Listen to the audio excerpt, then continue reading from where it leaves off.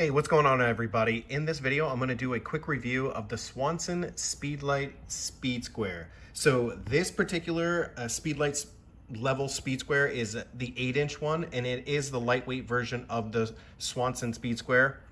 This thing absolutely is probably the last speed square or square that you will ever buy. I do a lot of DIY projects around my house, and I use this particular speed square to lay thousands of square feet of engineered vinyl flooring inside my house, and it was crucial to get all of the angles correct. So this particular one was founded, the company was founded back in 1925, so you know they're gonna make really great products. This Speedlight level square has all of the same features as the Speed Square, but it also has, it's like 7 tools in one. So it's obviously a regular square, it's a miter square, a saw square, line scriber, protractor, level, and an angle finder.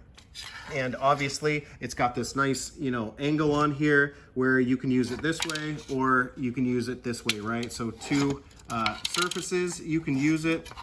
And like I said, I use this particular protractor speed square to do lots of different projects, including the flooring in my house. So if you guys are looking for a speed square, like I said, this one will probably be the last one that you buy.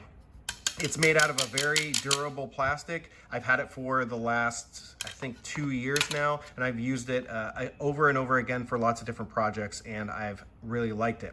So hopefully this video gave you some value and let you guys know about my opinion on the Swanson Speedlight Square.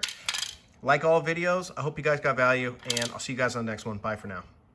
Thanks for watching another SMARTIPS product review. As usual, you can find the product reviewed in this video in the description down below. It is an affiliate link, but it's at no added cost to you, and it helps support my channel. If you got value out of this video, make sure you smash the like button. And if you want to watch future videos from me, make sure you guys hit the subscribe button. I'll see you guys in the next video.